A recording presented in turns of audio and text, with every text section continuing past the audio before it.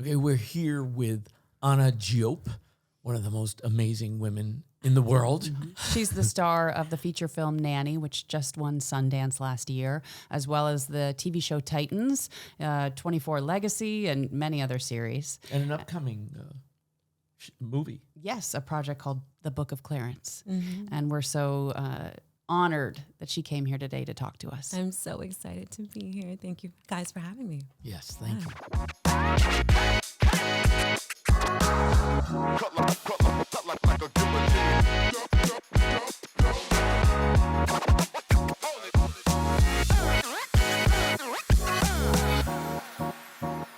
So how did the two of you guys meet? How did you... No. I want to talk about KMR, KSR, Kamarian Spencer, and who wouldn't represent me when I was an actor. Did you actually? They were around, yeah. No one represented me. Foolish. No, I was actually represented by a great agency. I don't remember their name. What was their name? Osberg, CESD? CSD, that's it. Or Cunningham Escott. Yeah. It was called Cunningham Escott and DePini. I don't know what it is now. No, who's it's even the same. alive? It's exactly the same. I think, I don't know who's alive. Cunningham's not alive anymore. Yeah. Escott was like 50. Now must be 90. I'm like 90. You look fantastic for 90. Thank you. he's had a few facelifts. Yeah. Thank you. And these were the results. Look, I wanted to show you how old I am. It's like ridiculous. It's ridiculous. Lincoln Heights, one of your early things, right? Oh, yeah. Yeah. That's the first audition and first job I ever did. It was my first ever acting Wow, audition. you booked your Well, first guess audition? who? I did. That's amazing. Nikki Yeah. Michaud was the star, right? Yes, she played the mother. Well, I only taught her for like 5 years. Really? Wow. Brilliant actor. Oh, I didn't is. say it. She's She really said great. it. She's really good. Nikki is like, I called her from Times Square. I was in just by coincidence, and they had like 100-foot poster of Nikki. She had done some great stuff. I'd coached her in all of it. Yeah. Yeah. And Wow. there she was, Nikki's face in Times Square, Lincoln Heights, and here you are working with Nikki. Yeah. And then you go up one, and guess who? Everybody hates Chris. Yeah. Guess who I work with? Imani. That's right. And she works with her too.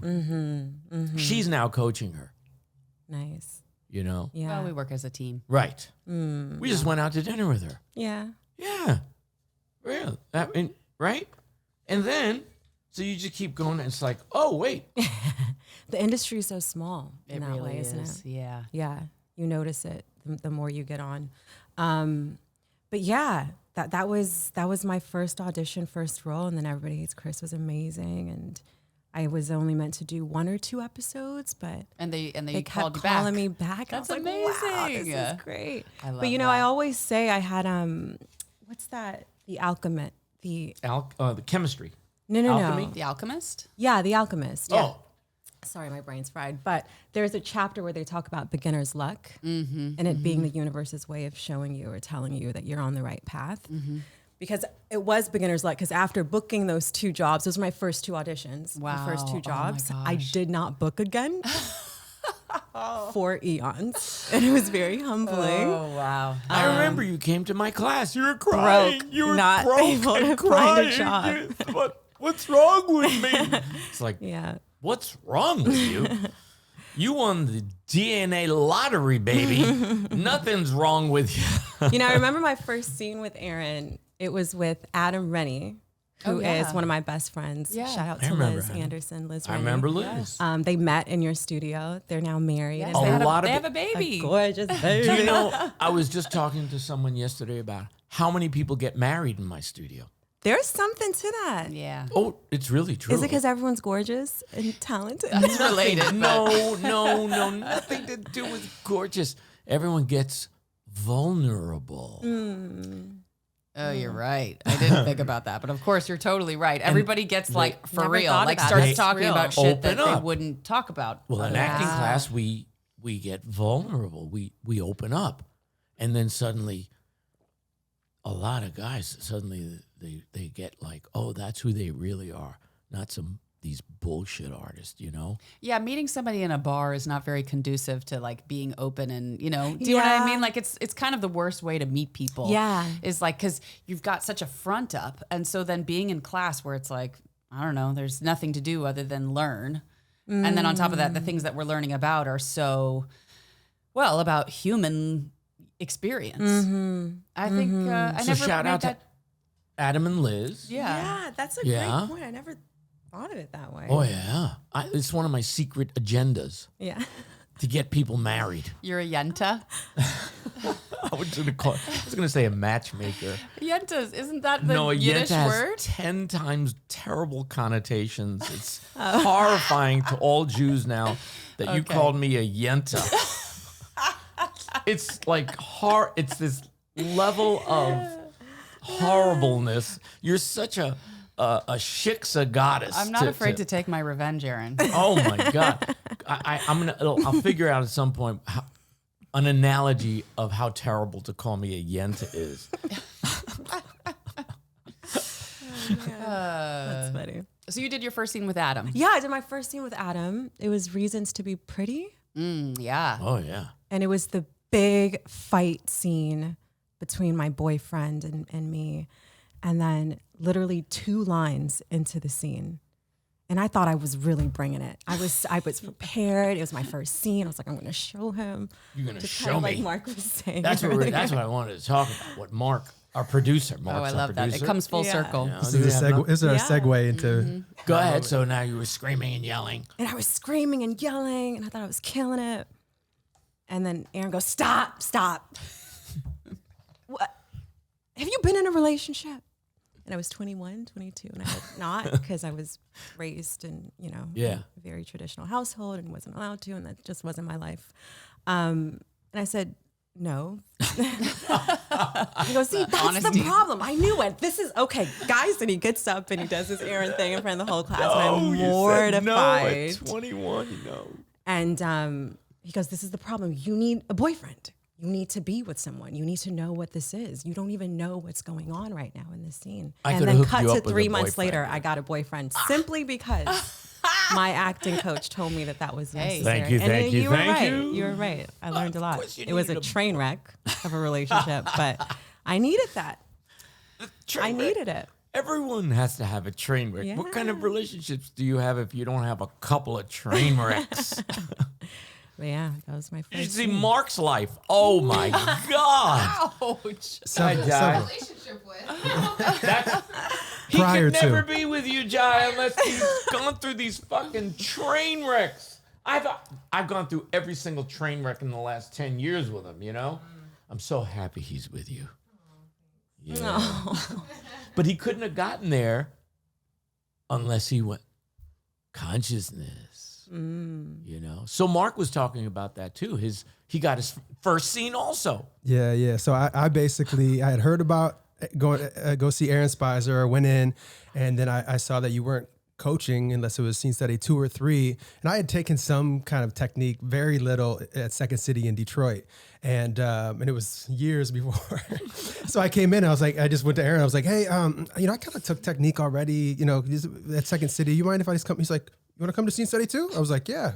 He's like, all right. I was like, oh, it's amazing.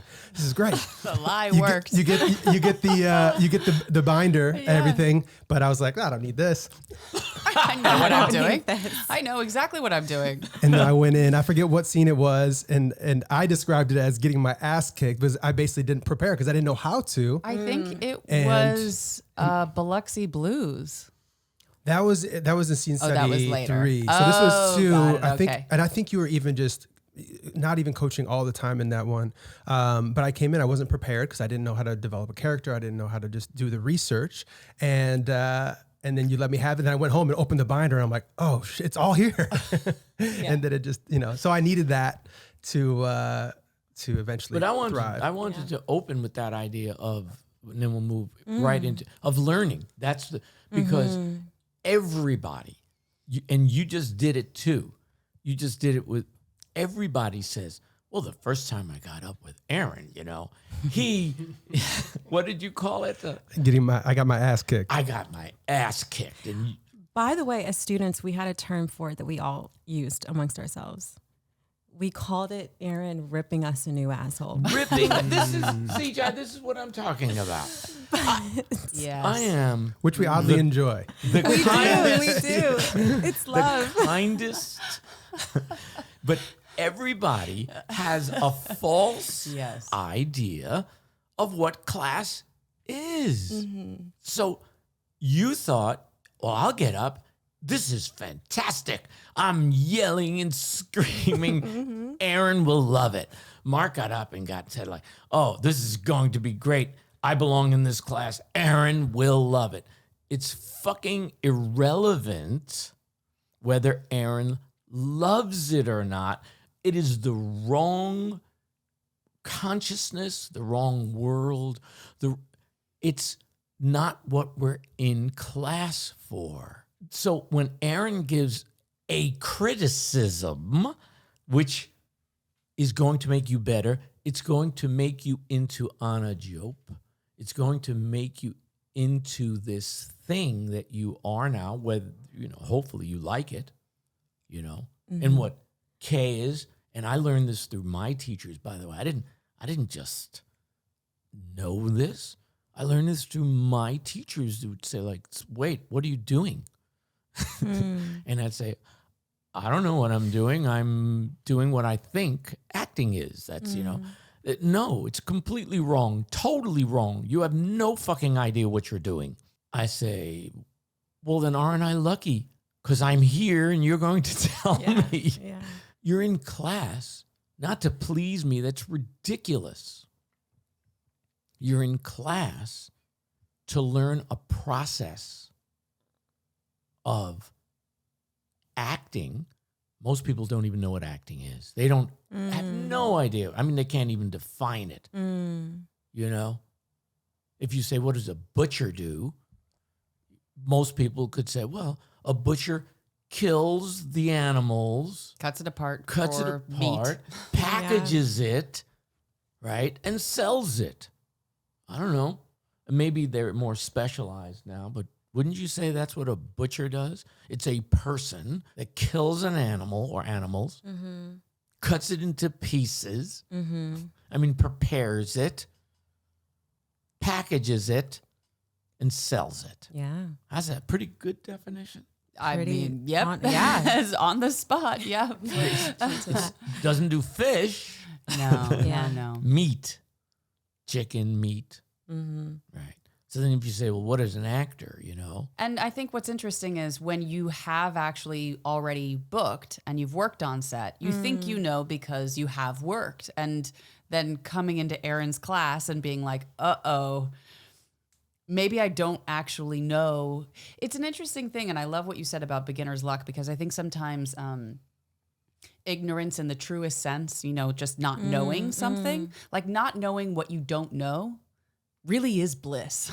Do you know what I mean? Like there's a certain point where not knowing is beneficial because then you're not afraid by what you don't know. And then at some point in time, you have to get the information in order to get to the next level. And that's the roughest transition, because then you have to be made conscious of the things that you don't know, which is terrible. Because then you go from like, I think I know something to like, uh-oh, maybe I don't know really any of the things that I thought I did. Yeah. But you can learn anywhere. You can learn on set. So the director can teach you. The other actors can teach you. Your peers can teach you. So going to an actual class is just a fairly new invention. There were no classes until the late 1800s, and what they taught was ridiculous. No, really. I don't want to get into it and waste time. The Del Sarte method and just the most stupid, ridiculous things. And finally, they started to, hone it and figure out a better way of teaching it. They started small little schools.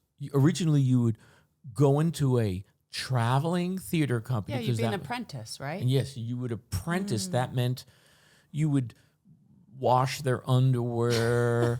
You would sweep. So wait, I want to know, after you had that period of time, so you booked and then you had this dry period.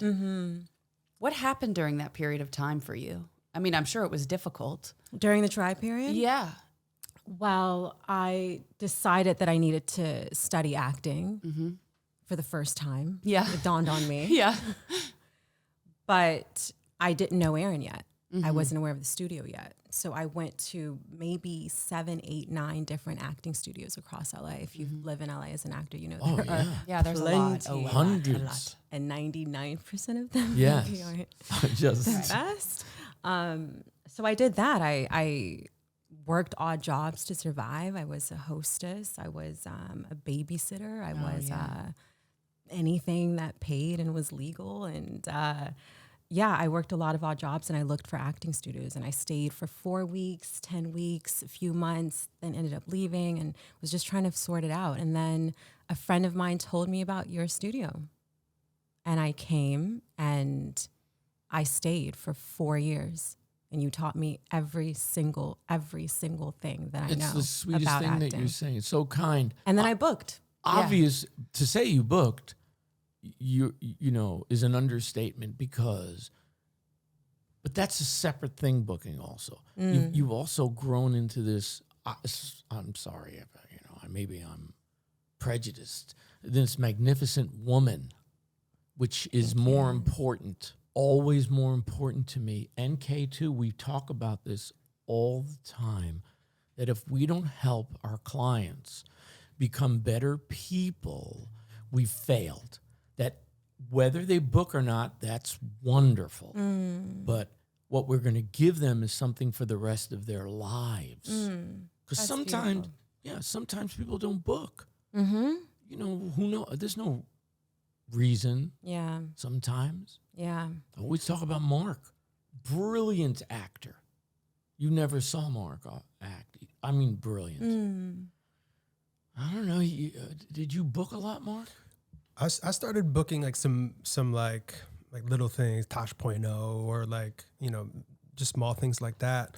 But for me, it was not liking the lifestyle of auditioning. And that was like the only business model. So I made a conscious effort to stop and to start writing, to create vehicles for myself and also to help develop just myself as a business person, but also just a creative, to understand acting more through writing and then doing and then producing, and wanted to control my career that way, which maybe gives me more longevity because I still love acting and I do plan on coming back into it.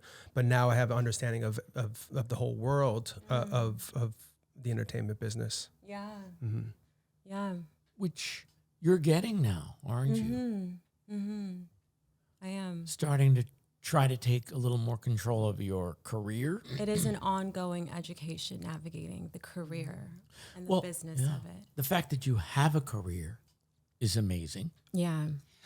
I remember because we were in class together and you had just done your first, it was like you had your camera test and then they were doing the deal for your first series. And we talked on the phone and I remembered being like, whoa, Anna's life is about to change. You could just hear in your voice that like something was happening and you weren't even sure where it was going to go. But it was like, I don't know what's going on, but it's going. Wow. And it was so cool to hear that shift because I know that you had worked so hard for it.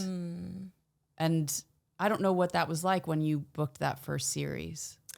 You know what you just said, Aaron, about it's not about booking, and I completely agree. You said you want to leave your students better than how they came. And the first series I booked coincided with so much change in my life. And every moment since I had met you and started in the studio really had led up to that.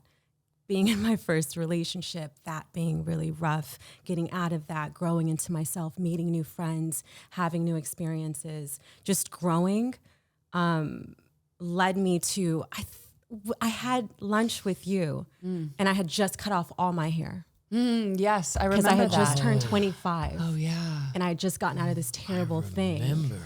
And I was like, I need to start new. I don't care if I'm not pretty because I do it. I don't care what I look like. This is who I am. However I show up, this is just who I am, and I need to start over. Yeah. And then literally months later, I booked this first series, and I don't think it's a coincidence. I think it was me growing and evolving and exploring myself and accepting myself and all of that. And so I think part of what you maybe heard during that phone call is more than just booking a job. It was just a new, entirely new chapter for me. I was really shedding a lot of who I was. Yeah, a reorganization of self. Thank you. Yeah. Like all the pieces go back together differently.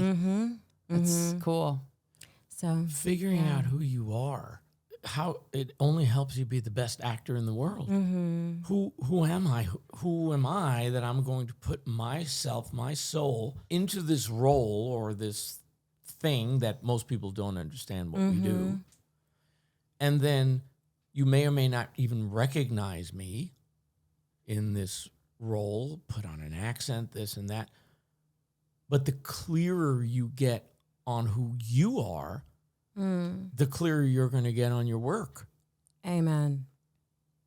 Yeah. Do you see it now? In the beginning, you didn't see it so clearly. Now, I mean, now you're killing everything that you're doing. Your work is amazing. Thank you. But there was a process. Absolutely. And it's exactly like you said, it's getting to know yourself. And the more I find, the better you know yourself, the more precise, more specific you can be in your work, the more powerful, the more everything. It's entirely tied, isn't it? Well, that's what we wanted to talk about in these podcasts, is this journey, not just of like what you did, what have I done, which is very impressive, and it'll be for everyone. But it's the journey of you understanding who you are so that you can become an artist. Whether you even feel like you're an artist, I don't know. Well, a lot of people don't feel like they're artists. That's okay. But that's the world we live in. We try to live in. Yeah, it's really hard to even talk about self-knowledge without, it's such a dual compartment sort of a thing, because it's not just how you feel on the inside, it's also how the world views you. And so you have to take into account not just like, this is my lived experience. You also have to say, like, what are people experiencing from the other side? Because if you're not doing both, you're always going to be really confused by people's reactions. And I'm sure people have powerful reactions to you because of how powerful you are as a human being. Was that difficult at all as you were starting to like navigate? Well, I'll speak from my experience. Until I could accept my effect on people by my externals, I had a lot of trouble interpreting conversations about what was going on between especially men and women. You know what I mean? It was like, I don't understand what this man wants from me. I don't understand. I remember a man coming up to me. I was working in a restaurant and he just looked right at me and he goes, "I can see your aura." And I remember being like, what the fuck is he talking about? But he was kind of like trying to like hook me into something. And then later I realized, I was like, he was coming on to me. Yeah. But I had no idea. It didn't make any sense. Or that what I he feel was so saying. connected to you. Yes. After a day. Yes, yes. And things to me that I was like, I really could not interpret until I understood, like, oh, there was a physical component, my impact on people. Because I was raised, and I think maybe you were raised similarly, to not focus on the external. Yes. And to like live in the world as just a person that has a brain and walks through the world with ideas. And it just took me time to sort that out. Yes, I was raised that way as well. And I think that's a huge part to do with how we were struggling between who we feel like we are and the things that we focus on within ourselves in a way that maybe other people view us. And to be honest, I don't know about you, but for me, it's still very much a challenge. I'm still sometimes knocking up against that Yeah. and confused by it sometimes. I feel you still don't think you're successful. You know what I mean? Like sometimes you do, and Sometimes I do. right, and sometimes you don't. That's true. Sometimes you don't feel you're powerful, Sometimes. and sometimes you do. And we all. The only reason I'm mentioning it is we all feel that.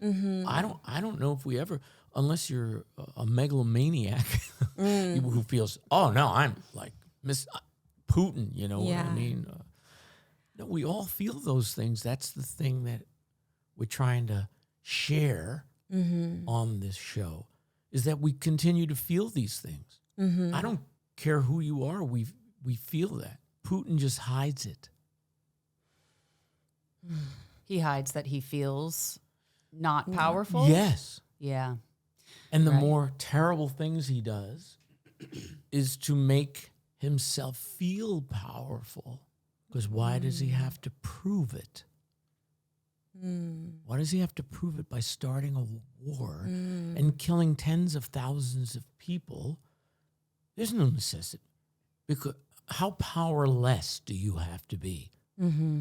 It's a complicated thought It really is. that we all have those feelings, and if we accept them, we're better. We don't have to lose those feelings.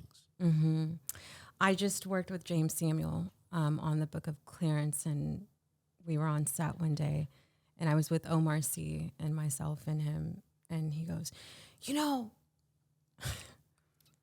I've worked with some of the most brilliant, successful artists in the industry. And something they all have in common is they have this kind of insecurity about their own talent and their gift and their skill. And then he named some names. Right. And I was like, no. He's like, yeah. He goes, and you got that, and Omar has it. And I'm like, yeah, I mean, you know, yeah. And maybe that's just something that keeps us humble and that keeps us focused and trying, and I don't know. Yeah. But Pushing for more. yeah. Yeah. Trying to be the best. Yeah. Yeah. So that was interesting. I think it's a human trait, not an artistic trait. It's a human trait that people believe will expose vulnerability, that they're afraid. They don't want people to know that. Do you know what I mean? I feel it all the time. All the time. That's why I get so angry. You know, that's a very a childish reaction of fear and weakness that my anger can then hide. Oh, Aaron's angry, you know, whatever, you know. So instead of expressing, I feel afraid, I feel not enough, I feel XYZ. Right. Sometimes it comes out in different ways. Yes. Yeah. To cover it up, the angry honey badger shows up. If I'm alone, I'll generally express it with depression. I mean, if the bad feelings, I mean. Or weep. I weep. I mean, profoundly and deeply with sounds. You know, like this. I'm going to do a fake weeping. Reenactment. Yes, a reenactment. And usually, and it can come on from anything. Reading a book, you know, or, you know, reading the newspaper, you know, and then I'll suddenly, you know, you know, crazy sounds. Like she thinks it's funny.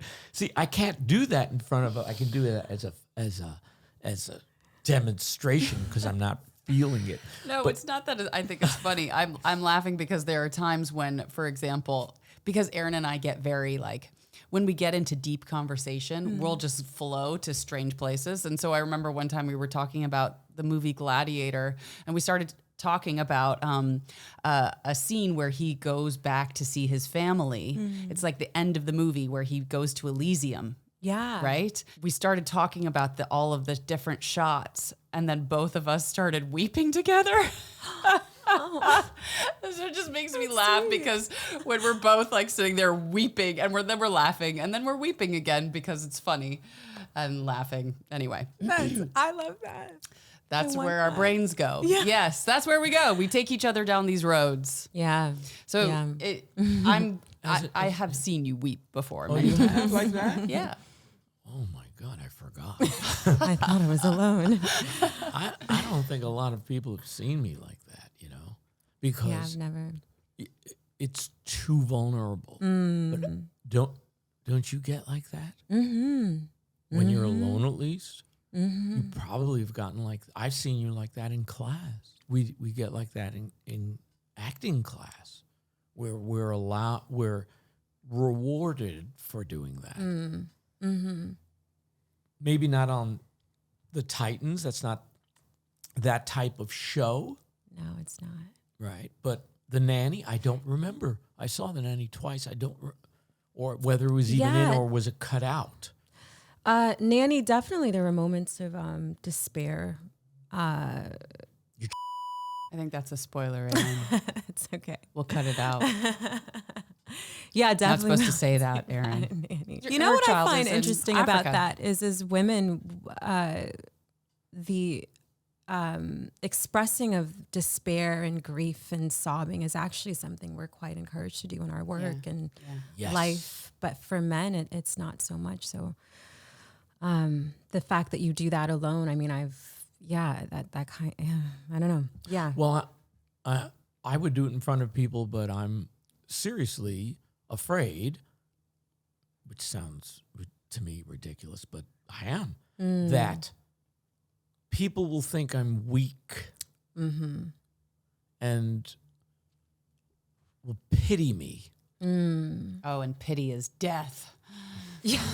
Well, I think most. I mean, I think that's what's so great about the acting world or like just this career is that men that are going into class and especially your class, we're vulnerable and we're open to those things. I know it's made me a more open individual.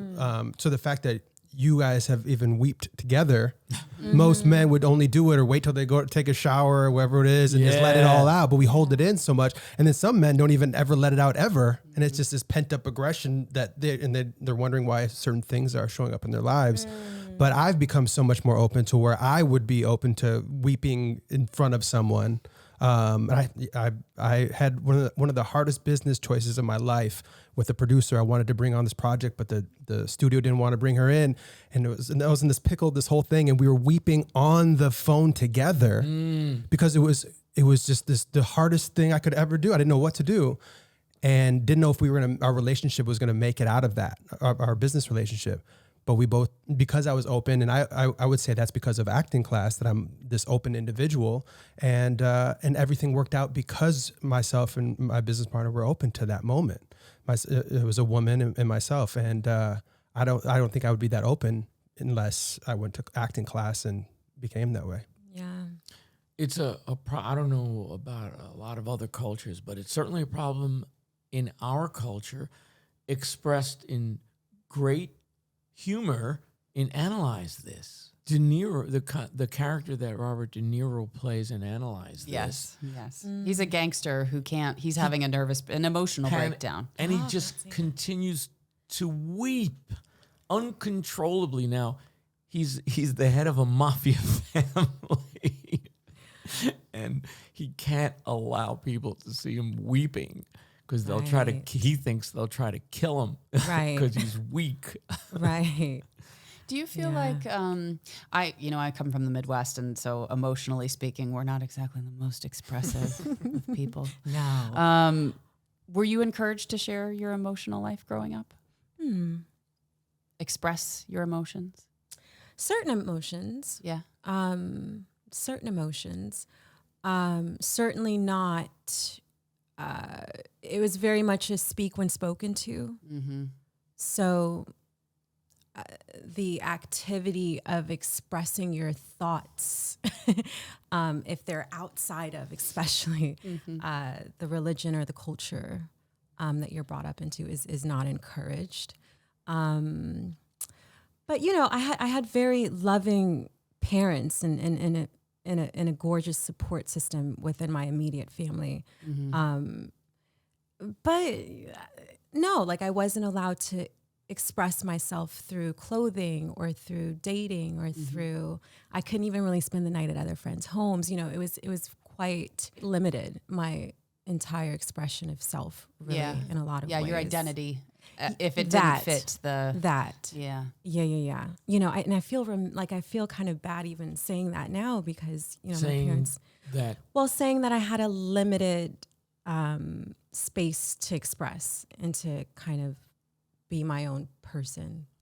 It's understandable, but everyone, I don't know anyone who has like the parents that everyone has things. Everybody has things. That's what you learn. You know, that's what's so crazy for me as I'm, you know, I've been coaching for 6 years now and teaching for a couple. And it's funny to me, like, the more you work and coach, you're like, oh shit, everybody's got shit. Everybody's got shit because nobody gets out of this life without scars. And it doesn't matter if it's one thing or another thing. It's life. You know, people will say like, I don't really have that much pain. I'm like, don't worry, it'll come.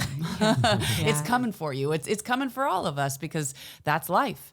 And if your parents didn't give you something, my mom said today, she was like, so where can I hear this podcast? I was like, don't listen to this podcast. But she's going to listen to this podcast. You know what I mean? Like, And you said you had loving parents. I really did. That's wonderful. Yeah. You mean they weren't perfect, you know? You mean they're humans? You know? Right. I'm always amazed when I hear people say they had great parents, loving parents. My parents did the best they could, but they also beat the shit out of me. And because they loved me. So it's a strange dichotomy. Yeah. You know? Strange expression of love. Well, but they did. I understand it. If we don't beat him, he's going to do bad things. From their perspective. Right. Yeah. And they were there. I mean, they were there, you know, they were physically there always. Yeah, I also think, you know, being, because you immigrated to America at what age? I was 6. 6. Anybody who's first generation, do you know what I mean? Like to come over and to have to, I mean, there's just a grit that comes from that kind of surviving the move, coming to a culture that is not yours. Living within that culture and still trying to maintain some kind of identity. I think there's such a universal... Navigating the duality of what your life is like at home and within your family and then out in the world, because it's two very different things more times than not. Yeah. Where did your family move to? We moved to Houston, Texas from Senegal. Did they have a significant Senegalese population? You know what? Pretty significant. Yeah, it's one of the largest Senegalese populations in the States. But still, we're a small country. It's 13 million people in Senegal. Yeah. So there's not a lot of us anywhere, really. You have no Texas accent.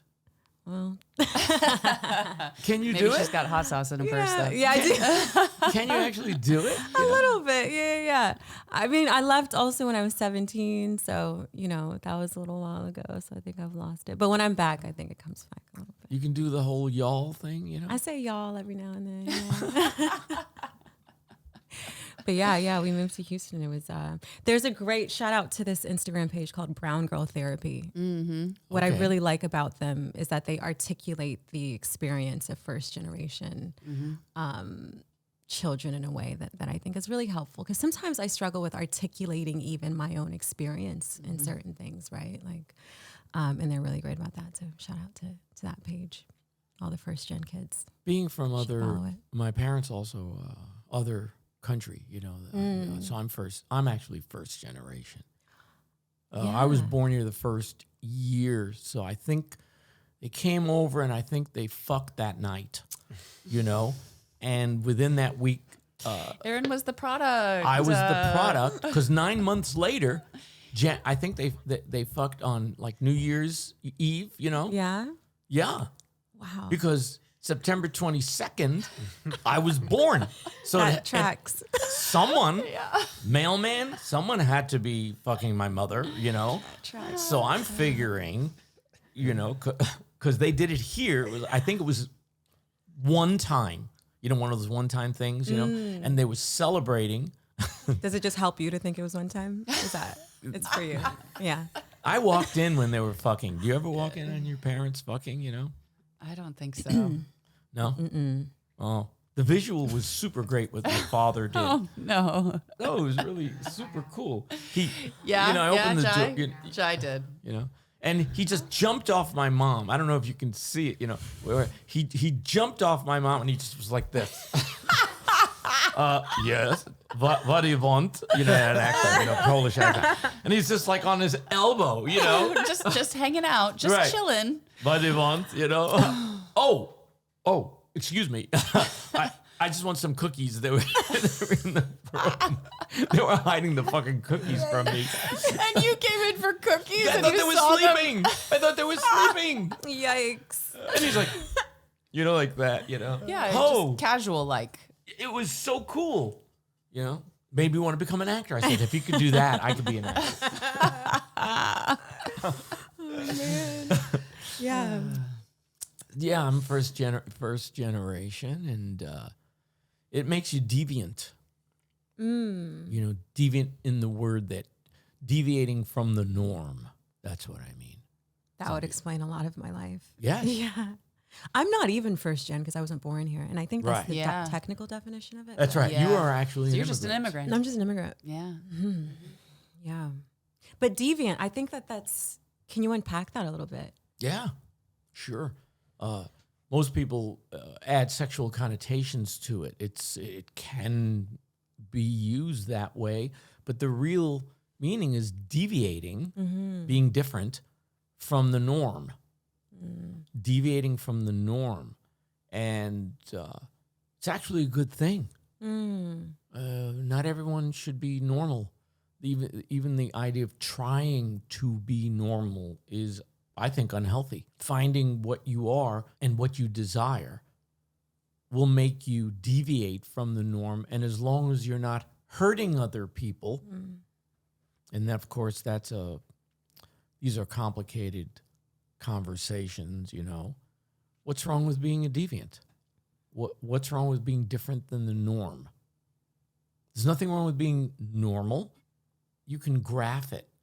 Like, most people fall within a normal range. And then you Of get behavior. right, of behavior. I'm behavior. sorry, I was talking about behavior. Behavior. How one behaves, And then we have the ends of the ends of it. And the norm changes completely. Think of what the norm was 300 years ago. Oh my gosh. Do you see? Whenever women talk about like, I was meant for another time, and I'm like, really? Because I'm pretty sure you I say that all the time. would not have the life wouldn't that do you so well. No, That's right. no, because women were mostly property. Owned. They just, Legally. it's like 300 years ago. No, thank you. From the point of view of a woman, you're there to have kids. And a lot of women died in pregnancy. I do not have any desire to live in any other time than right now. Really. You legally had to do I what your agree. husband told you. He could beat you. He could kill you. You were his property. And the children, too.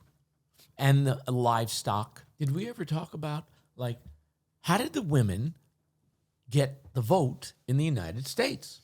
And we're really talking about white women, of course. I hope you know it. Yeah, let's be real. I don't think black women got the right to vote until 1964. Even then, Yeah. but it's better. It's better. No. Well, that was when the Yeah. Voting Rights Act was. How did they do it? Because they couldn't vote to vote for themselves for the vote. Right. That's a nice way of saying it.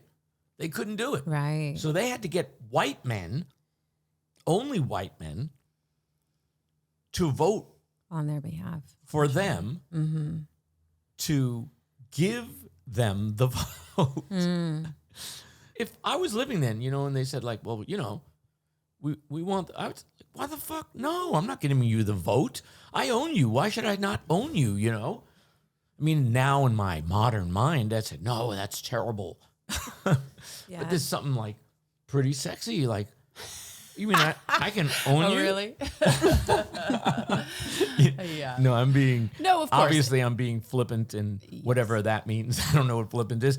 Oh, you can put the thing, And I'm being facetious. I don't know what that means. Put that one up too, But it is an amazing thing that men voted to give women some rights. Yeah. Strange that they had to even vote for that. Yeah.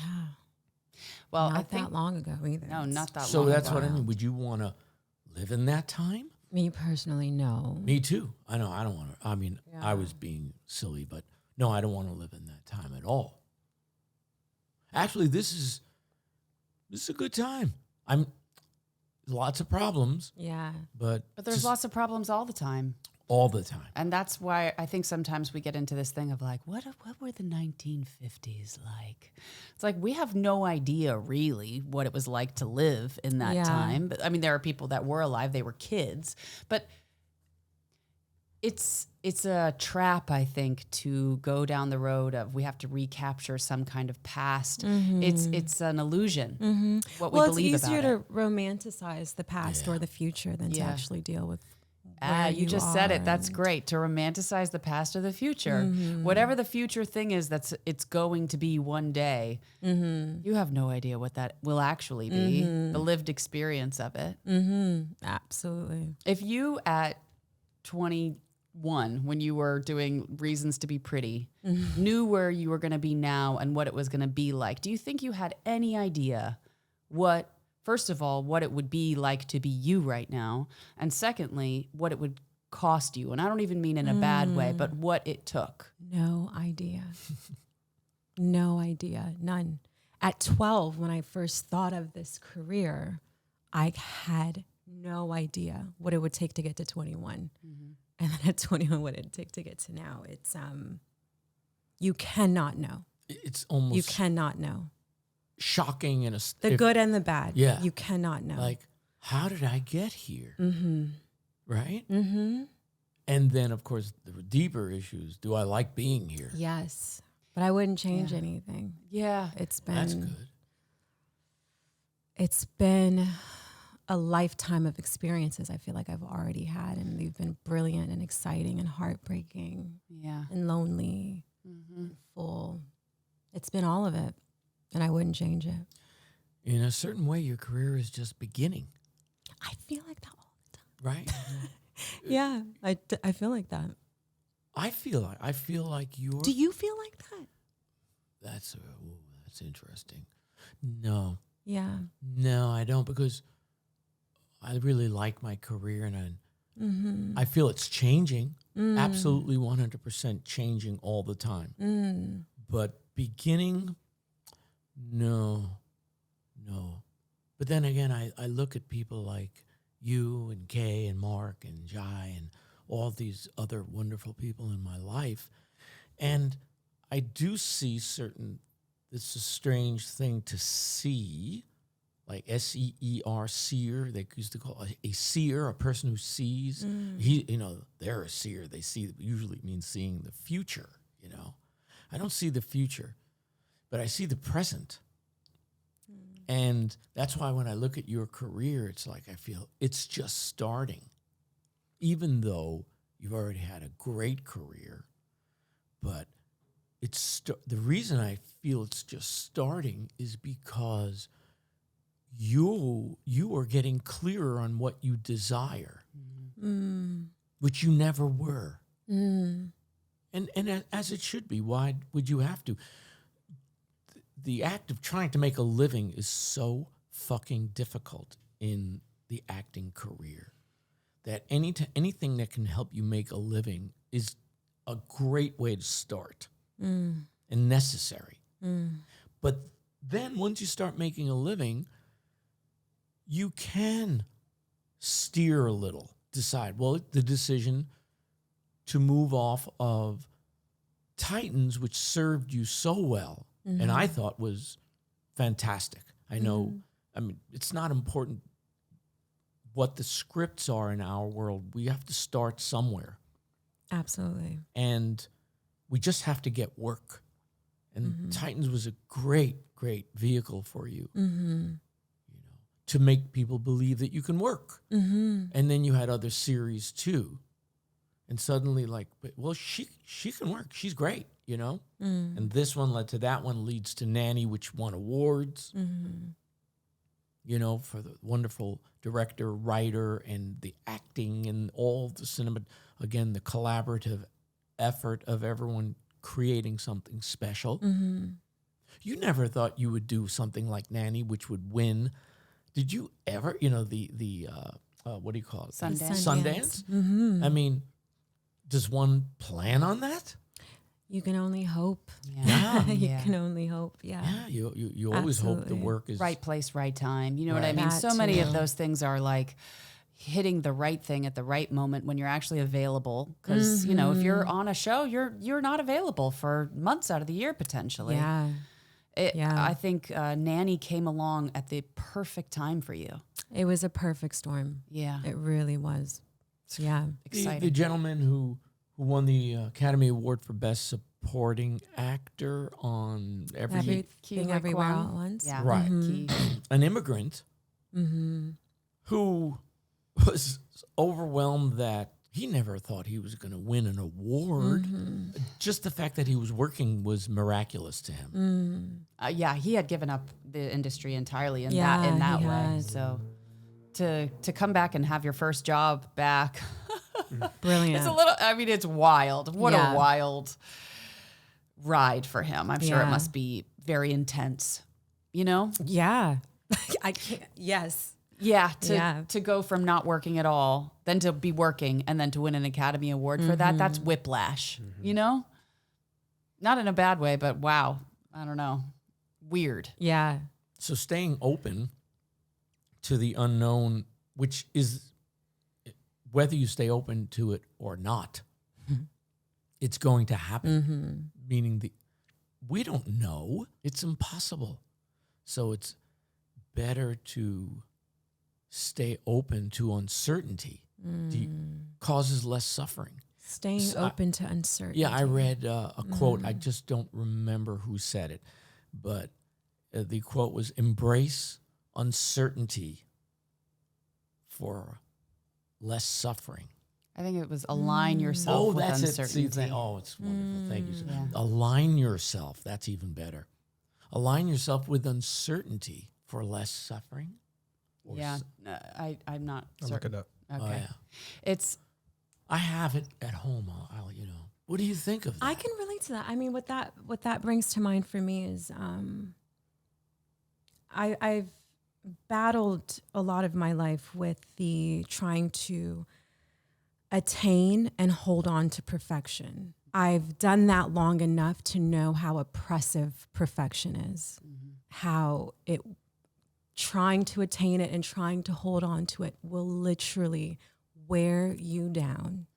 And so for me, it's been a journey of letting go of that pursuit and trying to be messy, trying to make mistakes, trying to embrace whatever comes from not looking, acting, being this thing that I have in my mind that I'm supposed to be, that the world wants me to be. It's hard to let that go. It's really scary, but I find more peace and more like I can breathe when I let that go. So that's what that makes me think of. That's like wonderful. You have no idea how.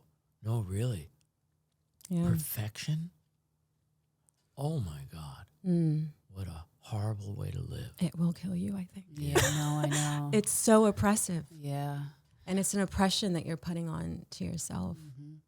And I think in particular, women fall prey to that kind of belief system because of like, we're sort of raised with an idea of like, try to be everything to everyone. And that means beautiful, that means caring, that means intelligent, that means warm, that means like 20 different things. And on top of that, stylish. Like, that's just like, it's really, the older I get, the more I'm just like, oh, I suffered pretty badly at my own hands. Do you know what I mean? And yeah, I think I'm nearing 40 and I'm like, oh, maybe I can just get even more of that out. Do you know what I mean? Like maybe I can just continue to expel that kind of self-fed poison. Yeah, absolutely. Yeah. Absolutely. So here you are now. What would you tell your 21-year-old self? I don't know, just, it came to my mind that to make your life a little better or less suffering, what would you tell your 21-year-old self? Who got a new asshole torn. Yeah. Stay away from Aaron. No, stay close to Aaron. He will teach you everything you need to know. But I would tell her to not live for anyone else, not your mother, not your father, not these boyfriends that you keep accumulating. For that are sure. a bit of a mess. Yeah. But you know what? I wouldn't give her too much advice. I like what she did. I like that. I Yeah. like what she did. I like that she was brave. I like that she had the wherewithal and mindset to know when to leave certain relationships, to know when to stay, to know who to hold on to know that a no is okay. And, she kept going. I'm really proud of her. I really am. I wouldn't give her too much advice, to be honest. I like that because, I think that's great. I just came up with a stupid question. It wasn't stupid.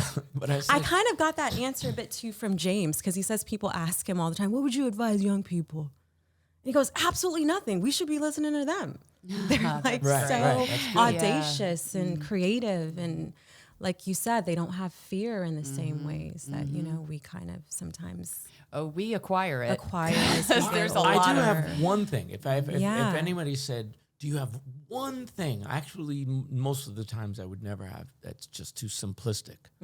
But I do have one thing, which I would tell everyone at any age, not just 20, at any age, 91. The thing that they say on the airlines when you fly, if the plane is going down, they say, put your own mask on first. Do you remember they say that? Because if you put your own mask on first, you can then help other people. Because if you don't, you'll be unconscious and dead. Yes, that's great advice. So for life, all the time, at any time in life, put your own mask on first before you then go out to help other people. Help yourself. Yeah. And then help other people. Yes. Well, but that's the point. No, I know. What are you helping other people for if you can't help yourself? Yeah. There's a Jordan Peterson, I think it's in one of his books. He says, clean your room before you go out and save the world. I love that. Just make sure your life is in order before you go out and, try to make other people's lives better. You should see how clean my fucking room is. You wouldn't believe it. In fact, she doesn't like it. She says it's too clean. No. Are you very clean? He's a neat freak. Oh, I yeah, Me yeah, too. yeah. Well, we need to wrap up. Yeah. Yeah. This was great. Thank you. I mean, I'm so thrilled that you're here. It's so- honored that you guys asked me on. Thank really, you. Seriously. Really. Yeah. I don't have anything. Anything else that you would like to promo or anything like that? I guess this would be on, I'm the worst at this. But yeah, the Book of Clarence out September. I don't know. When It's going to come out in September. Yeah, That's I can't spectacular. believe. Wow. Very excited. The Book of Clarence, that's coming out. And then And that's Nanny. starring Lakeith Stanfield. Starring and Lakeith Stanfield, Omar Sy, James McAvoy, Benedict Cumberbatch, Marianne Jean-Baptiste. That's great Beautiful. company for you to be in. Yes. Yeah. yes. A stellar cast. And if James you haven't Samuel. caught Nanny, Amazon Prime. an amazing, really different. That's what I loved about it. It's not that kind of horror film where everyone's chopping themselves into body parts. No, it's really haunting. It's haunting. That's the right word. Yeah. It's wonderful how you bring us in with your performance, Thank you, Aaron. So that's Worked with you on it, thank you. as always. Thank you. Great Thank you. fun. Yeah. This has been great. Thank you. Thank you, guys. Yeah, thank you. I love you. Love you so much.